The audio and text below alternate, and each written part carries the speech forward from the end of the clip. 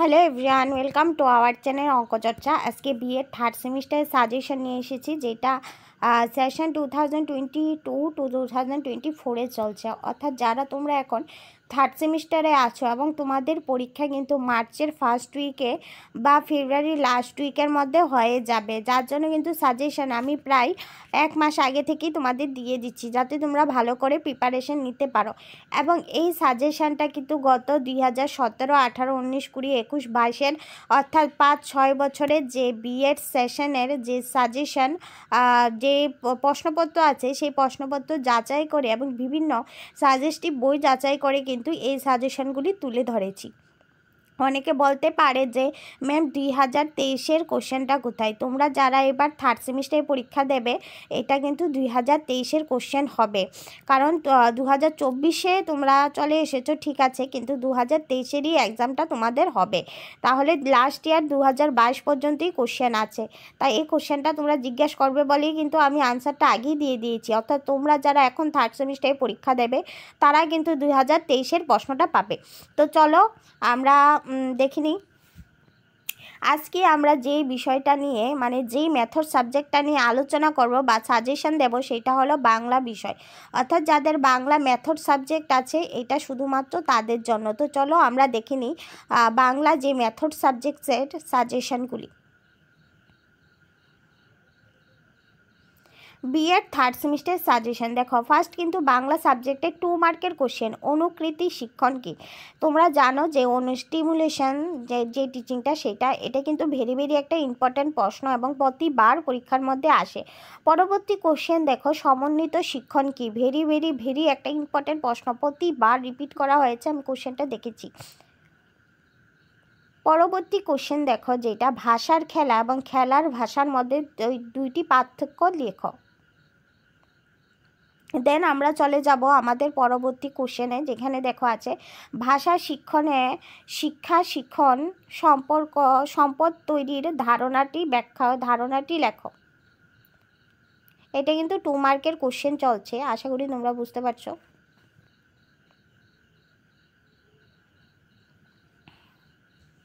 পরবর্তী যেটাই আমরা চলে এসেছি, সেটা হলো ভাষা সাহিত্যের চর্চায় বিতর্কের গুরুত্ব লিখো।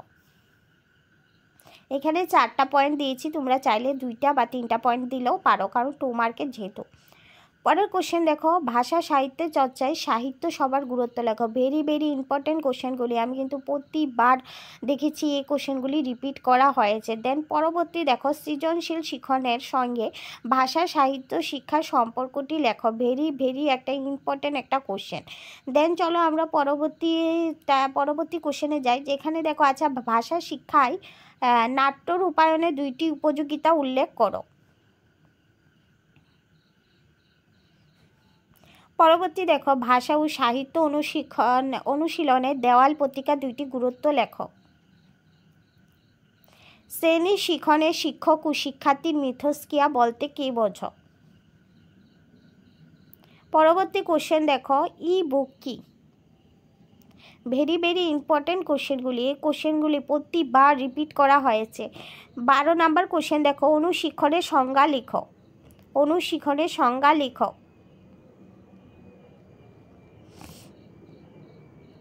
পরবর্তী 13 নম্বরের কোশ্চেন দেখো, ভালো পাঠ্যপুস্তকের 2টি বৈশিষ্ট্য লেখো। দেন 14 নম্বরের কোশ্চেন দেখো, বাংলা ভাষা ও সাহিত্য অনুশীলনে দেওয়াল পত্রিকা 2টি গুরুত্ব নির্দেশ করো। পরবর্তী দেখো, শিখন বিজ্ঞান ভিত্তিক পাঠ বিশ্লেষণ বলতে কী বোঝায়? এই কোশ্চেনগুলি, এই 15টা কোশ্চেন যদি তোমরা পড়ো থার্ড সেমিস্টারে, তাহলে যে তোমাদের 7টা 2 মার্কের কোশ্চেন আসবে, সবগুলি কমন পড়বে, কারণ বিগত যে 6-7 বছরের কোশ্চেন কিন্তু যাচাই করে দেন কিন্তু আমি এই সাজেশনটা তোমাদের কাছে তুলে ধরেছি। বারবার বলছি, একটা কোশ্চেনও কিন্তু গ্যাপ দেবে না, তাহলে কিন্তু মিস হয়ে যাবে। যেহেতু আমি 1 মাস আগে তোমাদের সাজেশন দিয়ে দিয়েছি, তার জন্য কিন্তু তোমরা প্রিপারেশন নেওয়া শুরু করো এবং ভালো করে পড়াশোনা করো। দেন দেখো, আমরা 5 নম্বরের কোশ্চেনে চলে এসেছি, যেখানে শিক্ষা সম্পদ হিসাবে পাঠ্যপুস্তকের উপযোগিতা। ভেরি ইম্পর্টেন্ট একটা কোশ্চেন, প্রতিবার পরীক্ষার মধ্যে আসে। দেন আমরা চলে যাব আমাদের পরবর্তী কোশ্চেনে যেখানে দেখো বাংলা ভাষা ও সাহিত্য শিক্ষণে আইসিটির ব্যবহারের সুবিধাগুলি লেখো। শুধু যে বাংলার ক্ষেত্রে এমন নয়, এই কোশ্চেনটা কিন্তু প্রতিটা সাবজেক্টের ক্ষেত্রে ইম্পর্টেন্ট। হিস্ট্রি বলো, জিওগ্রাফি বলো, ইংলিশ বলো, প্রতিটা সাবজেক্টের ক্ষেত্রে কিন্তু এই কোশ্চেনটা ভেরি ভেরি ইম্পর্টেন্ট। পরবর্তী চলো আমরা পরবর্তী স্লাইডে চলে যাই। যেখানে দেখো অনুকৃতি পাঠে প্রশ্নকরণ দক্ষতার উপযোগিতা ও উপাদানগুলির গুরুত্ব লেখো। ভেরি ভেরি একটা ইম্পর্টেন্ট কোশ্চেন, এটা প্রতিবার পরীক্ষার মধ্যে আসে।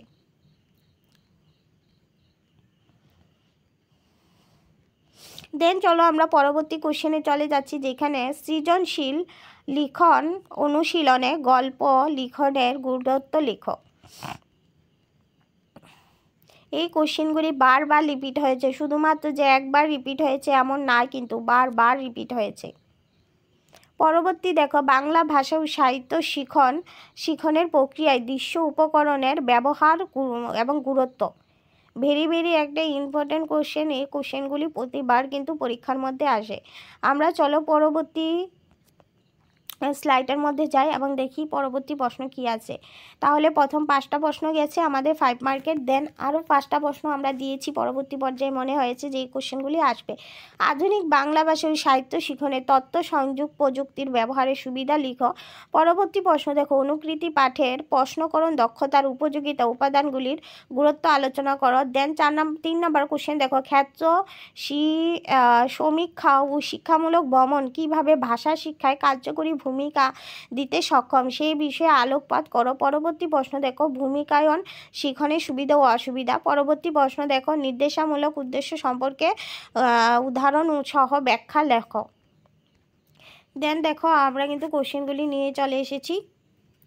1 নম্বর যে 5টা কোশ্চেন দিয়েছি, এই 5টা কোশ্চেনের আনসার। দেন দেখো 2 নম্বর কোশ্চেন যেটা প্রশ্নকরণ ছিল।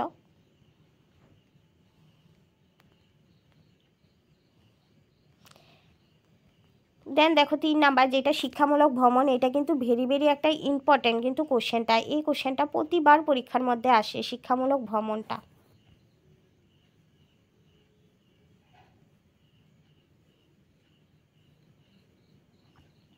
যেটা আমরা এক্সকারশন বলি এখনের দিনে। 4 নাম্বার যেটা অনুকৃতি পাঠ, যেটা স্টিমুলেশন টিচিং, যেটা 4 নাম্বার কোশ্চেন, সুবিধা এবং অসুবিধা। পরবর্তী দেখো পিরিয়ডের সংখ্যা সহ এককের উপ এককের বিভাজন।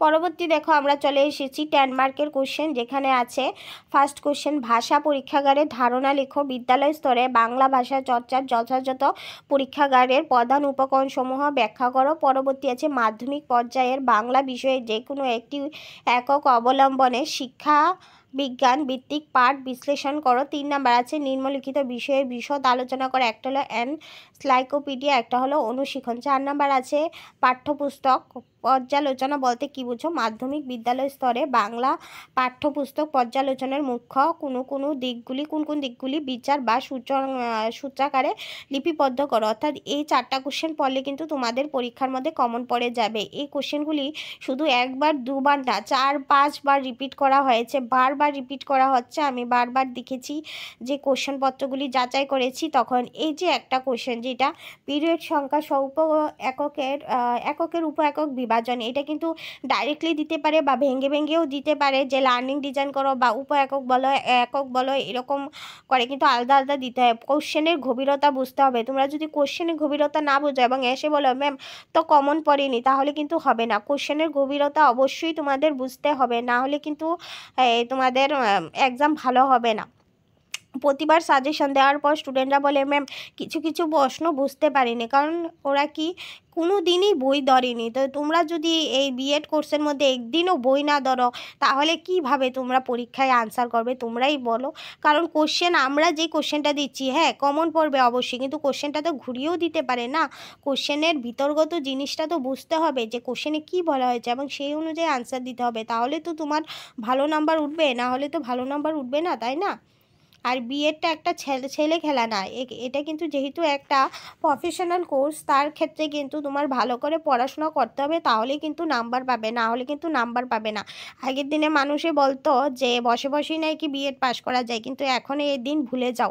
এখন বসে বসে আর বিএড পাস করা যায় না। যদি তুমি পড়াশোনা করো তাহলেই বিএড পাস করতে পারবে এবং ভালো নাম্বার পেয়ে পাস করতে পারবে। পরবর্তী দেখো এনসাইক্লোপিডিয়া। বইয়ের একটা পৃষ্ঠা একটু ঝাপসা হয়ে গেছে, একটু বুঝে নাও, কিছু করার নেই, কারণ যে বইটা থেকে আমি নিয়েছি এই বইটাই একদম ঝাপসা ছিল, এই বইয়ের পেজটাই ঝাপসা উঠেছিল। তারপর দেখো micro teaching.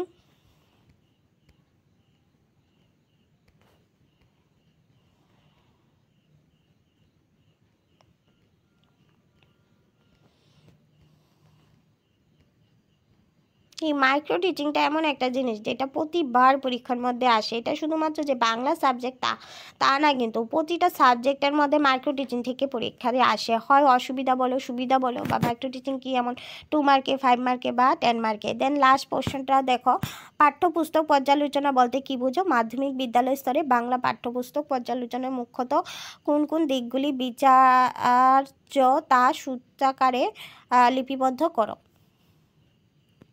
Very very important কিন্তু এই কোশ্চেনটা শুধু 2 বার 3 বার না, আমি 3-4 বার দেখেছি এসেছে।